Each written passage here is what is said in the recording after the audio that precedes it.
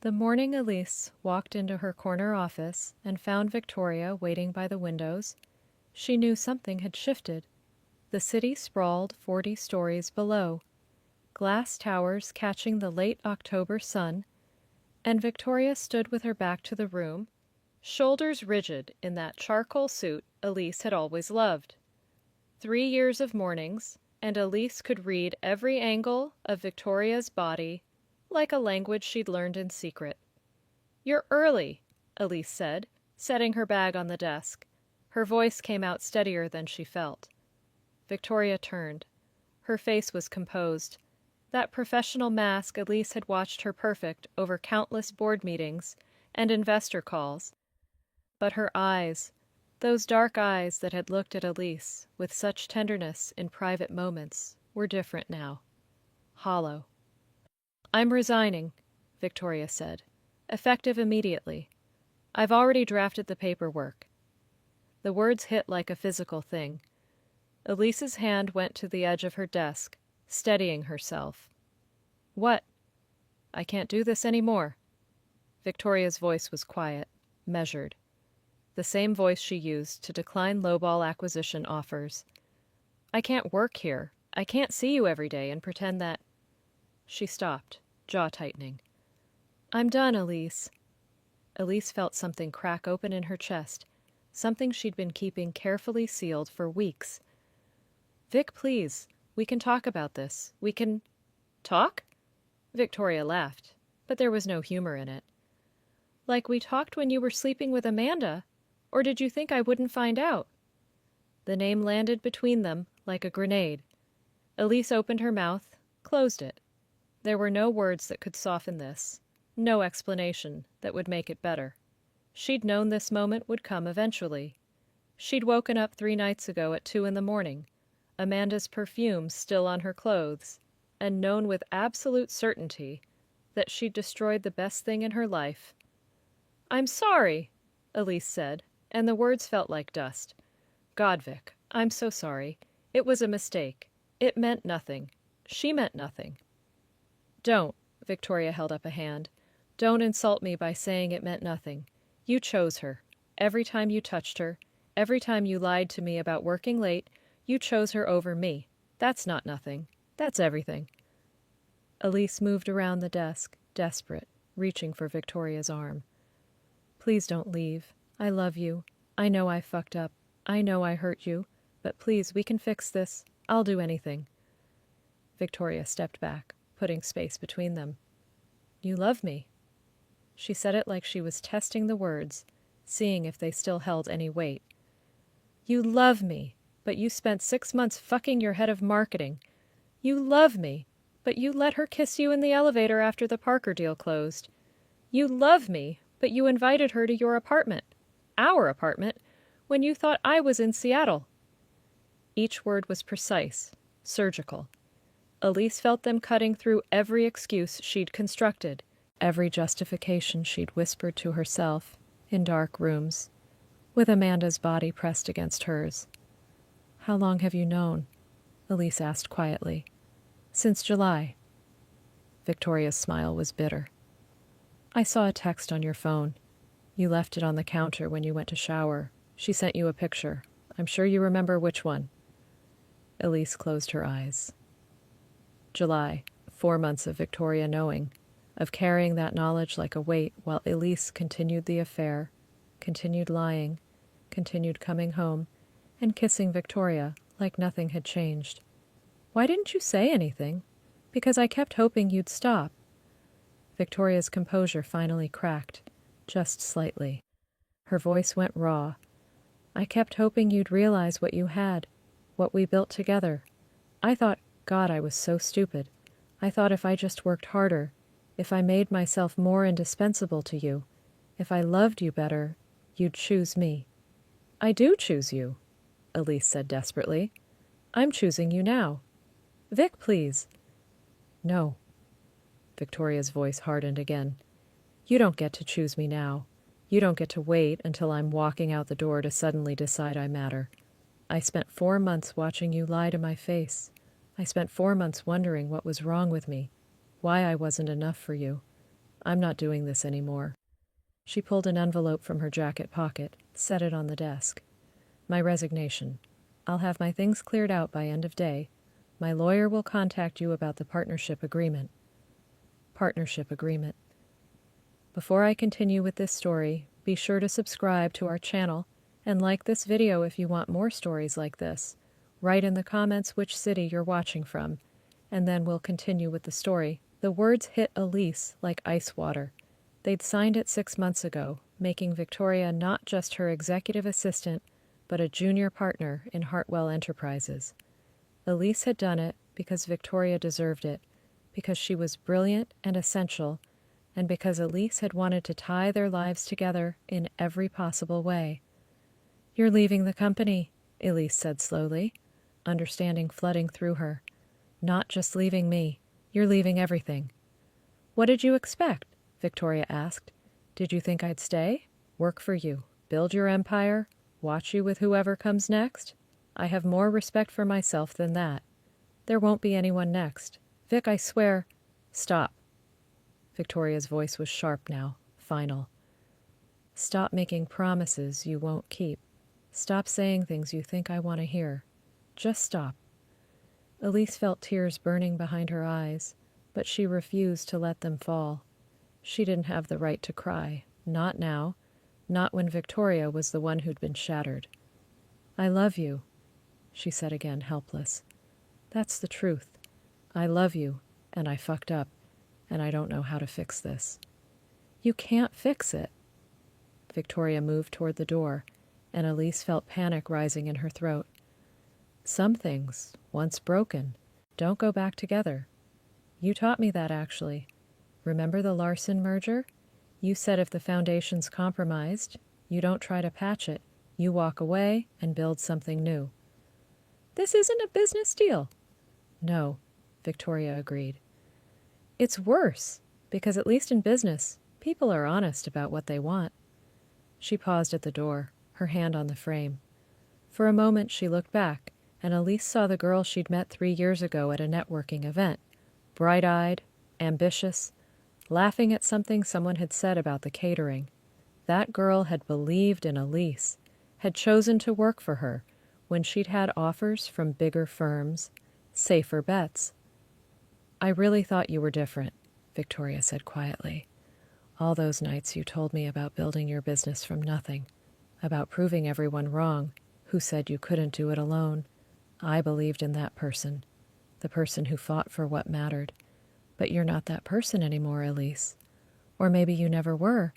Maybe I just wanted to believe in something so badly that I ignored what was really there." Then she was gone, the door closing with a soft click that felt like the end of the world. Elise stood alone in her office, surrounded by all the markers of her success, the awards lining the shelves, the framed magazine covers, the view that cost more in rent than most people's mortgages. She'd built an empire. She'd made her name synonymous with ruthless business acumen and innovative strategy. She'd proven everyone wrong who'd said a woman from nothing couldn't claw her way to the top. And she'd destroyed the only person who'd ever seen past all of it, to the scared girl underneath who just wanted to be enough. She picked up Victoria's resignation letter, the paper heavy in her hands. Victoria's handwriting was perfect, as always. Precise, elegant, completely professional. Not a single word about love or betrayal or heartbreak. Just clean formal language about career opportunities and personal growth. Elise let herself cry then, alone in her corner office, while the city glittered indifferently below. The weeks that followed had a strange, muffled quality, like moving through water. Elise threw herself into work with a ferocity that bordered on manic. She was in the office by 6, didn't leave until midnight. She took meetings she would have delegated, reviewed contracts she normally would have skimmed. Anything to avoid the empty apartment, the bed that still smelled faintly of Victoria's shampoo, even though Elise had washed the sheets 3 times. She'd fired Amanda the same day Victoria left. It had taken 15 minutes. Amanda had tried to argue, had threatened legal action, had finally left in tears, while Elise sat behind her desk feeling nothing at all. The affair had been meaningless. She'd told Victoria the truth about that, at least. It had been ego and boredom, and some self-destructive impulse she didn't fully understand. A way of proving she could still attract someone, still have power over another person. Pathetic, really, when she looked at it clearly. Her assistant now was a man named David, efficient and professional and completely uninterested in her personal life. He managed her calendar, screened her calls, and left at 5:30 every day without a backward glance. It was exactly what she'd asked for when she hired him. It felt like punishment. She saw Victoria once, 3 weeks after the resignation. Elise was leaving a restaurant in the financial district when she spotted her across the street, laughing with 2 other women. Victoria looked different, lighter, somehow. She'd cut her hair shorter, was wearing clothes Elise had never seen before. She looked like someone who'd shed a weight she didn't know she was carrying.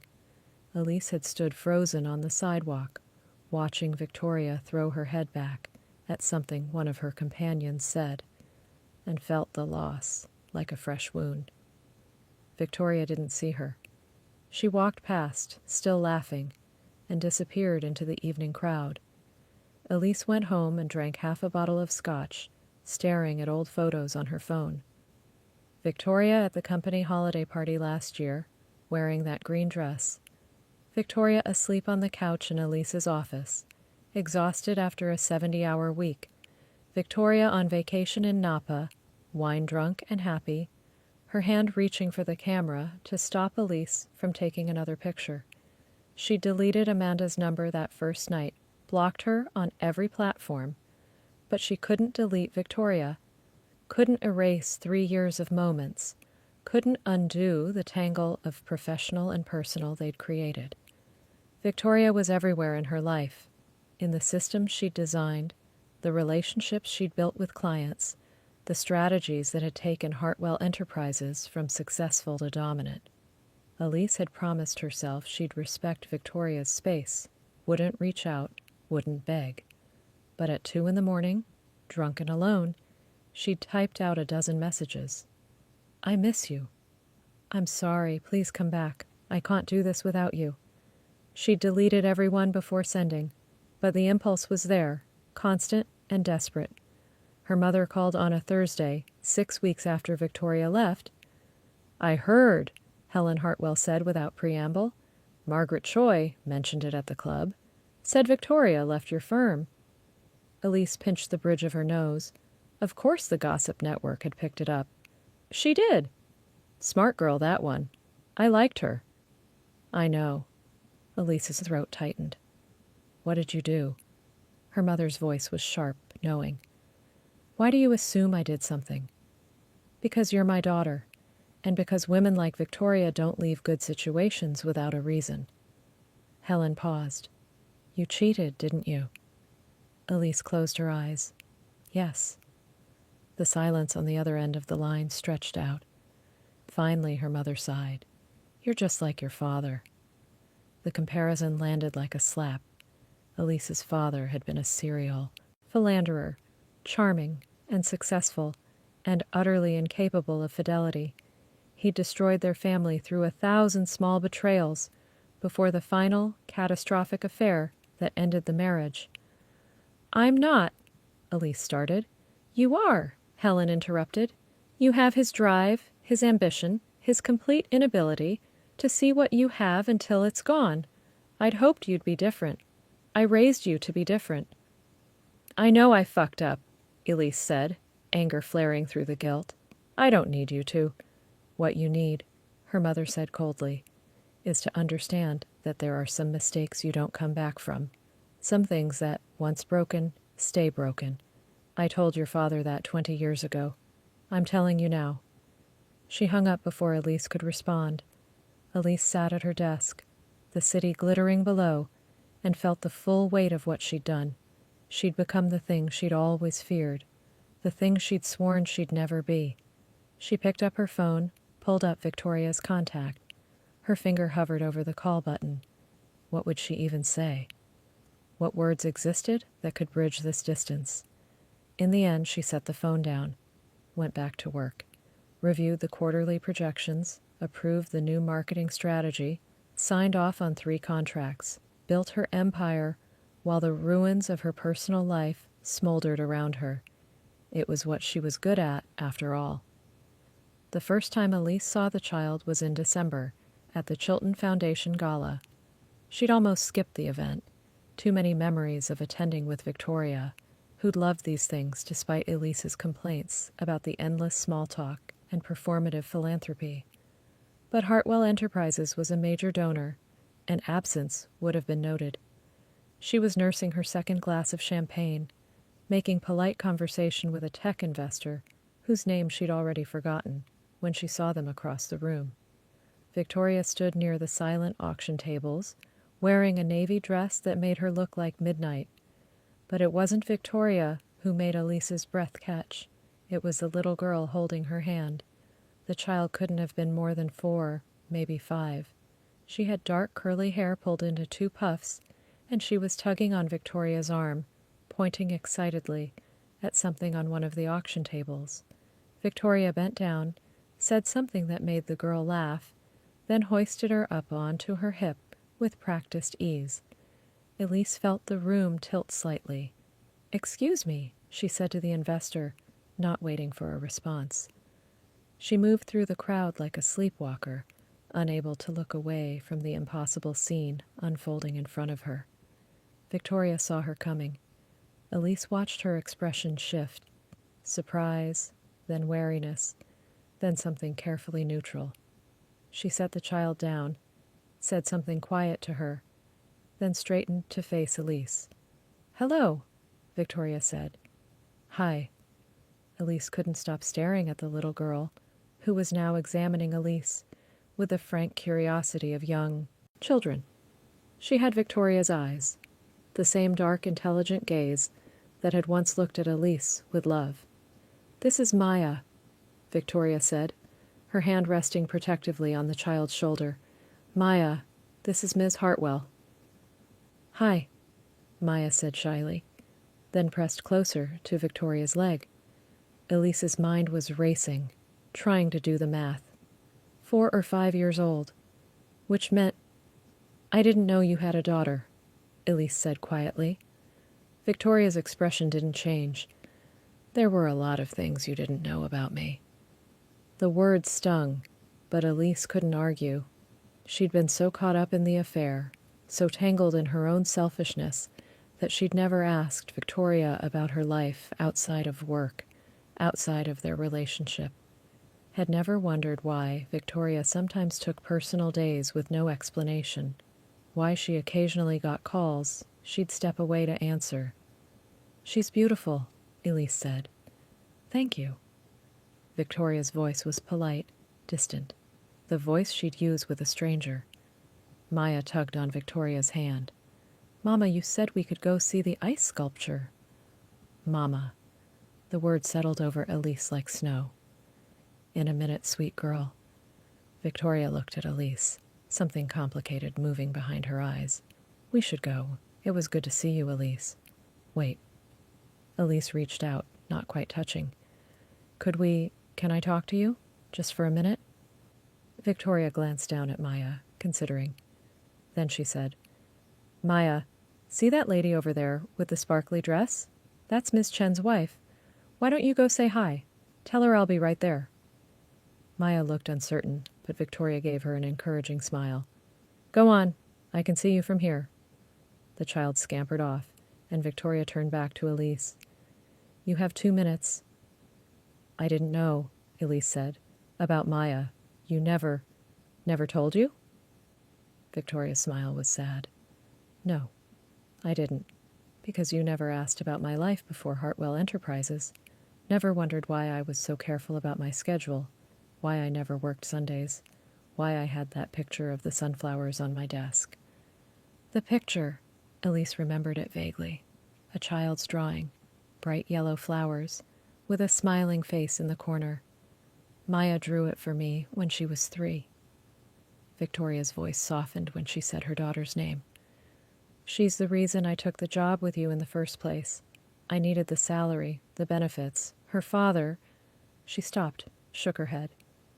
That doesn't matter now. The point is, you knew me for 3 years, Elise. You claimed to love me, but you never knew me at all. The truth of it cut deep. Elise had fallen in love with the version of Victoria that existed in her office, in her bed, in her life. But she'd never looked beyond that to see the whole person. The mother who packed lunches and attended preschool pickup, who probably sang lullabies and wiped tears, and did all the ordinary essential work of raising a child. I'm sorry, Elise said, for all of it, for not seeing you, for not... I know. Victoria's expression gentled slightly. I believe you're sorry. But sorry doesn't change what happened. Sorry doesn't give me back the 4 months I spent wondering what was wrong with me. And it definitely doesn't mean I should let you back into my life. She glanced toward Maya, who was now chattering animatedly with the woman in the sparkly dress. I have someone more important than myself to protect now. Someone who needs me to make better choices than I did before. You chose me, Elise said quietly. That wasn't a bad choice. It was, Victoria said, because you didn't choose me back. Not really. Not when it mattered. She walked away then, collecting Maya and disappearing into the crowd. Elise stood alone by the auction tables, surrounded by the sounds of laughter and clinking glasses, and felt more isolated than she'd ever been in her life. She left the gala early, went home to her empty apartment, and finally let herself fall apart completely. The thing nobody told you about heartbreak, Elise discovered, was how boring it was, how mundane. You still had to get up, go to work, make decisions. You still had to eat and sleep and maintain the machinery of your life, even when every action felt like moving through concrete. She threw herself into a new acquisition, a tech startup that would diversify Hartwell's portfolio. She worked 18-hour days, slept in her office, barely ate.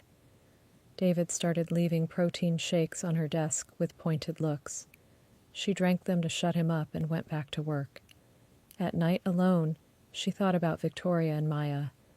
She'd hired a private investigator, not to intrude, she told herself, just to know they were okay. The report came back matter of fact. Victoria had started her own consulting firm, was already signing impressive clients. She lived in a modest townhouse in Brooklyn, drove a sensible sedan, attended every school event. Maya was enrolled in a progressive elementary school, took ballet on Tuesdays, loved art class. They were fine without her. Better, probably. Elise filed the report away and tried to forget about it, but she couldn't forget the image of Victoria at that gala, the easy way she'd held Maya, the protective hand on her daughter's shoulder. She'd looked complete in a way Elise had never seen during their relationship, like she'd been performing a role before and was finally able to be herself. It made Elise wonder what else she'd missed, what other parts of Victoria she'd been too self-absorbed to notice. Her therapist, she'd finally broken down and found one, asked her in their third session what she wanted. I want her back, Elise said without hesitation. Why? The question caught her off guard. Because I love her. Do you? The therapist, an older woman named Dr. Martinez with kind eyes and no-nonsense affect, leaned forward. Or do you love the idea of her? The convenient, uncomplicated version that fit into your life exactly as you wanted? Elise opened her mouth to argue, then closed it. She thought about Victoria in the office, always professional, always capable. Victoria in bed, warm and giving. Victoria who'd never complained when Elise worked late, who'd supported every decision, who'd made Elise's life smoother in 1,000 small ways. Victoria who'd had an entire other life, a daughter, responsibilities, dreams, that Elise had never bothered to fully understand. I don't know, she admitted finally. That's honest, Dr. Martinez said. Now let's figure out who you actually are when you're not performing success. It was the hardest work Elise had ever done. Spring came slowly to the city, winter reluctant to release its grip. Elise barely noticed. She was deep in the tech acquisition, negotiating terms and managing egos, and trying to rebuild the reputation she'd damaged when Amanda had filed a wrongful termination suit. The case was baseless. Elise's lawyers had assured her of that, but the publicity was damaging. Headlines about affairs and workplace misconduct, think pieces about women in power repeating men's mistakes. Her mother had called once, said, "I told you so," without actually saying the words, and hung up. David, to his credit, managed the crisis with admirable efficiency. He drafted statements, coordinated with PR, kept the board of directors calm. He was nothing like Victoria. No warmth, no personal investment, just professional competence. It was what Elise had thought she wanted. It felt like punishment. She was leaving the office late one Thursday in April when she saw them again. It was just after 8, the sky that particular blue-purple of early spring evenings. Elise was climbing into her car when she heard laughter, familiar laughter, coming from the small park across the street. She looked up and saw Victoria pushing Maya on a swing, both of them laughing as the little girl pumped her legs, trying to go higher. They looked happy, completely absorbed in each other, in the simple joy of the moment. Elise should have gotten in her car, should have driven away, respected Victoria's space, but something made her cross the street instead, drawn by the sound of that laughter like a moth to flame. Victoria saw her coming. The laughter died, her expression shifting to something guarded. But she didn't leave, didn't grab Maya and run, just slowed the swing and waited. "Hi," Elise said, suddenly unsure. "Sorry, I didn't mean to. I work right there." She gestured vaguely at her building. "I heard the laughter and She stopped, realizing how creepy that sounded. "Hi, Miss Hartwell," Maya said brightly, apparently not carrying the weight of adult complications. "Did you see how high I was going?" "I did," Elise said, managing a smile. "Very impressive." "Maya, sweetie, why don't you go try the slide?" Victoria suggested gently. Maya considered this, then nodded and scampered off toward the playground equipment. "I wasn't following you," Elise said quickly. "I swear, I really do work right there, and I heard—" "I know," Victoria interrupted. "It's fine, Elise. This is a public park." They stood in awkward silence, watching Maya climb the ladder to the slide. Finally, Elise said, "She's gotten bigger, since the gala." "Kids do that." Victoria's voice was dry, but not unkind. "How are you?" The question surprised her. Elise stopped, considered lying, then decided against it. "I'm not great, honestly. Working a lot, trying to—" She gestured vaguely. "Figure things out." Victoria nodded slowly. "I heard about the lawsuit. Amanda?" "Yeah?" Elise felt shame wash through her. "That's been fun." "I'm sorry," Victoria said, and she sounded like she meant it. "That can't be easy. I deserve it." The words came out harder than Elise intended. "I deserve all of it. What I did to you, She stopped, aware of Maya playing nearby. "I've been in therapy, trying to understand why I did what I did. It's not an excuse, but you're working on it," Victoria finished. "That's good, Elise. Really. I'm glad you're getting help." "Are you happy?" Elise asked suddenly, desperately. "You look happy. At the gala. And now, you look lighter." Victoria smiled, but it was complicated. "I'm getting there. It's been hard, rebuilding. Starting the business, being a single parent, dealing with—" She gestured between them. "All of this. But yeah, I'm better now than I was." "I'm glad," Elise said, and meant it even though it hurt. "You deserve to be happy." "So do you," Victoria said quietly. "I spent a long time being angry at you, Elise, and I was justified in that. But I'm trying to let it go now, trying to focus on building something new instead of dwelling on what got destroyed." Maya called out from the top of the slide, and Victoria waved at her. The little girl went down, laughing, then immediately ran back to climb again. "She's wonderful," Elise said. "Your daughter. You must be so proud." "I am." Victoria's whole face softened. "She's the best thing I ever did. The only thing I did that really matters." The words hit Elise like a revelation. Here was Victoria, who'd helped build a business empire, who'd managed million-dollar deals and impossible schedules. And the thing she was proudest of was this small girl on a playground slide. "I never understood that," Elise said slowly, "when we were together. I never understood that you had this whole other life, this whole other person who mattered more than anything I could offer. I was so focused on my own—" She stopped, searching for the right word. "My own mythology, I guess. Building the empire, proving everyone wrong. I couldn't see past my own ambition to notice what was real." Victoria looked at her for a long moment. "That's probably the most honest thing you've ever said to me." "I'm trying," Elise said. "To be honest, to be better. I don't know if it's working, but I'm trying. That's all any of us can do." Victoria glanced at her watch. "We should go. It's almost bedtime, and if I let her play too late, she'll be a nightmare in the morning." "Of course." Elise stepped back, giving them space. "It was good to see you, both of you." "Elise." Victoria's voice stopped her. "For what it's worth, I don't hate you. I did, for a while. But I don't anymore. I hope you figure things out. I hope you find whatever it is you're looking for." "Thank you," Elise whispered. She watched them leave, Victoria calling to Maya, the little girl running over and taking her mother's hand, the two of them walking away into the gathering dusk. She stood in the empty park long after they disappeared, feeling something shift inside her chest. It wasn't closure exactly, wasn't forgiveness or reconciliation, but it was something, a recognition that Victoria had moved on, was building a life that didn't include Elise. And maybe that was okay. Maybe that was what Victoria deserved. Elise went home, poured herself a drink she didn't finish, and sat in the dark, thinking about what it meant to be better.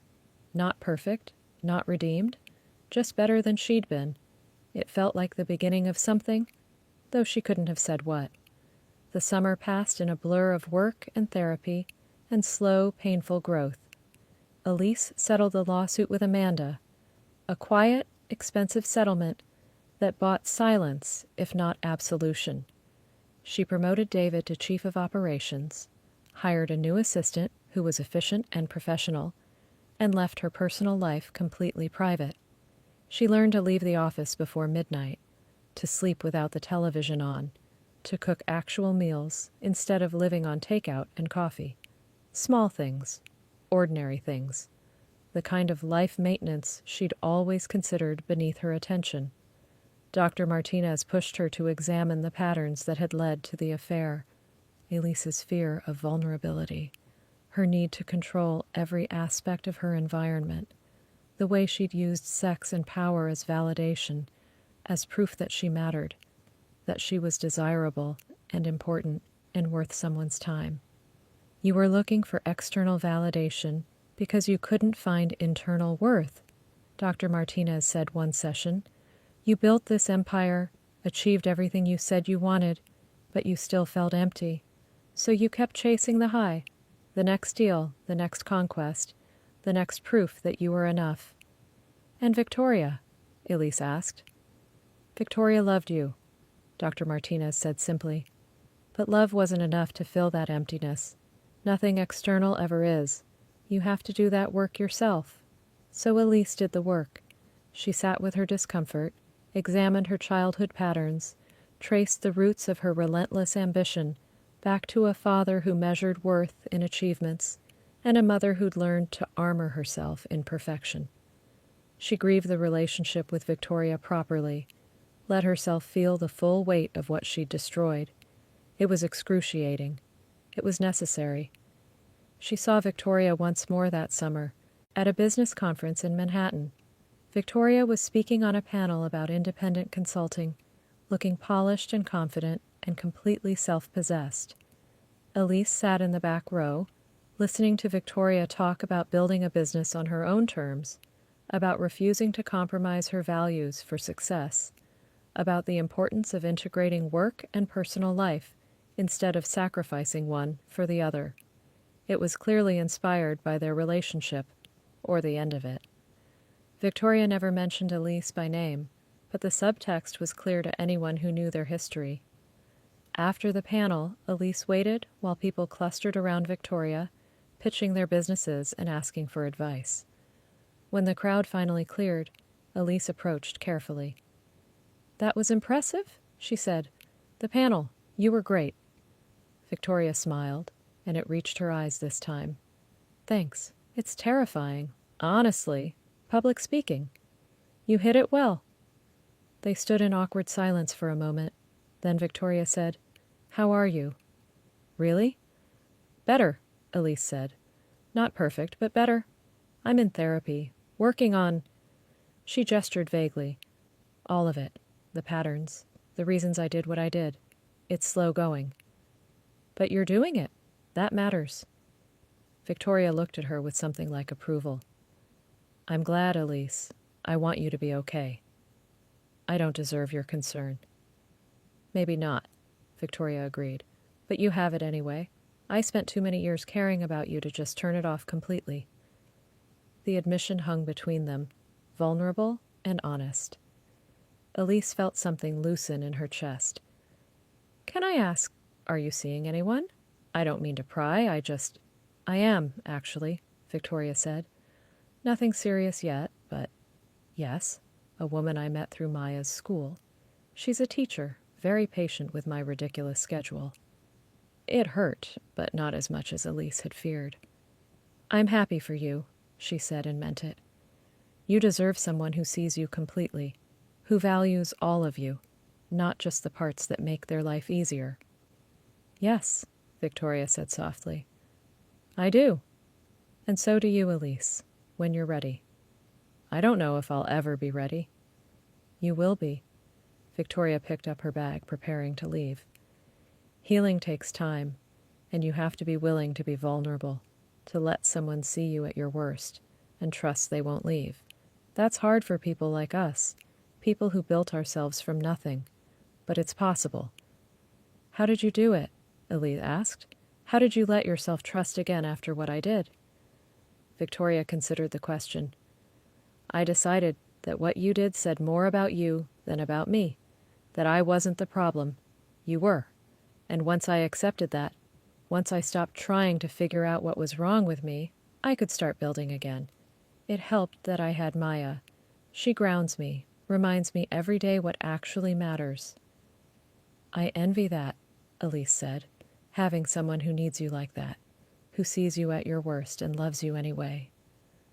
"Yisuam could have that," Victoria said, "if you let yourself, if you stop armoring yourself in success, and let people see the real you. The real me is pretty fucked up." "We all are," Victoria said gently. "That's the human condition. The question is whether you're willing to do the work to be better." She left then, and Elise stayed in the empty conference room, turning Victoria's words over in her mind. The fall brought unexpected changes. David announced he was leaving to start his own firm, and Elise found herself genuinely happy for him. She threw him a going-away party, gave him a generous severance package, and promised to send business his way. The new assistant was a woman named Lisa, sharp and organized and refreshingly straightforward. On her second day, she knocked on Elise's door and said, "I heard about what happened with your last assistant. The affair? I want you to know that's not something I'm interested in. I'm married, I'm gay, and I'm here to work. If that's a problem, tell me now." Elise had laughed, really laughed, for the first time in months. "That's not a problem. That's perfect. Welcome to Hartwell Enterprises." If you reach the end, comment down below if you like the story and if you want part 2. Thank you for watching.